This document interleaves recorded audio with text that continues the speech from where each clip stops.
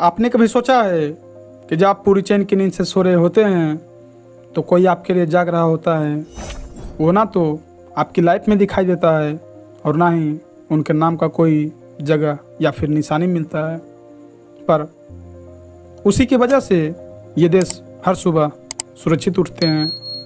आज आपको एक ऐसी चीज़ से परिचित कराएंगे जहां पहचान नहीं होती बट जिम्मेदारी सबकी होती है, जिसका नाम है आईबी यानी इंटेलिजेंस ब्यूरो।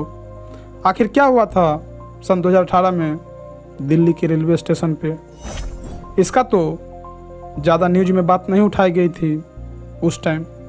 ऐसा क्यों किया गया था इसका तो हमारे पास ज़्यादा जानकारी नहीं है, बट इसके बारे में एक झलक चर्चा कर लेते हैं।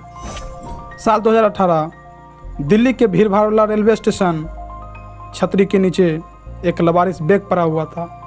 जब लोगों ने देखा कि उस बैग को कोई लेकर नहीं जा रहा है, इतना देर हो गया है, लोग डरने लगते हैं, जिसकी वजह से भगदड़ मच जाती है और उस भीड़ में से एक व्यक्ति निकलता है, ना यूनिफॉर्म ना पहचान, जिसका चेहरा तक दिखाई नहीं दे रहा था। वो बैग को स्कैन करता है और बस एक कॉल करता है और कॉल पे कहता है कोड ग्रीन ऑल क्लियर। बस इतना, बिना शोर बिना कैमरे के हजारों लोगों की जान बच जाती है। अब तो आपको पता चल ही गया होगा कि वो कौन हो सकता है। यदि अभी तक आपको पता नहीं चला है तो आपको हम बताते हैं कि वो मैन था आईबी का एजेंट। आईबी एजेंट आज से नहीं चल रहा है, यह भारत की सबसे पुरानी और सबसे गुप्त एजेंसी है।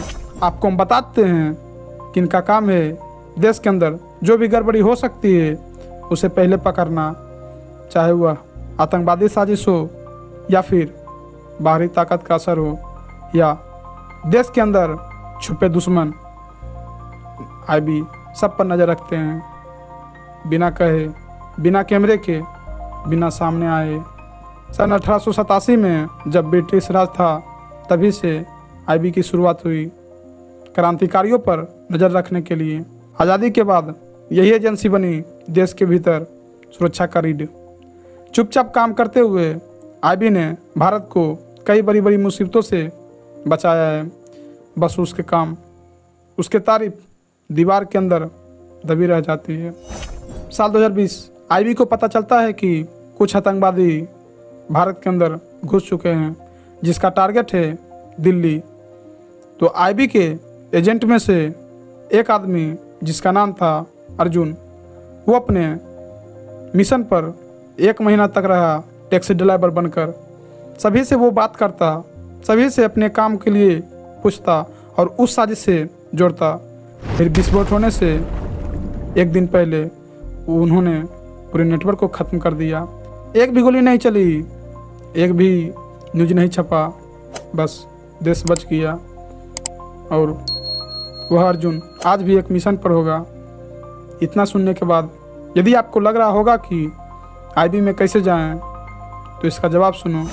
अगर आपको भी वो खामोशी से लड़ने का जिद है तो इसका 2 रास्ता है।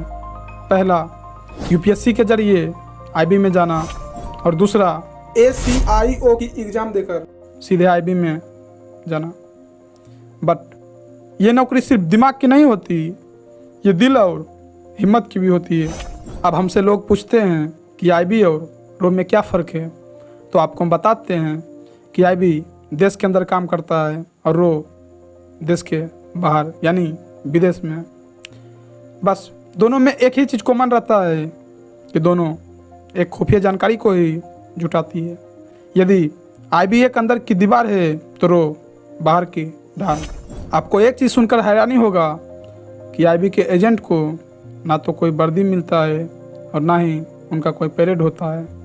बट जब आप अपने परिवार के साथ हंसते हैं तो उन्हीं की वजह से सुरक्षित रहते हैं। सोचिए कि वो खामोशी से सब कुछ छोड़ देते हैं, यहाँ तक कि अपने नाम को भी।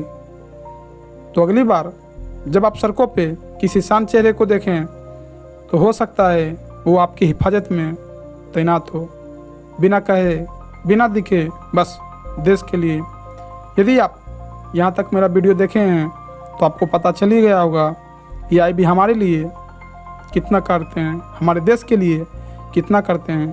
और यदि आप एक इंडियन हैं तो आप कमेंट करें कि मैं इंडियन हूँ।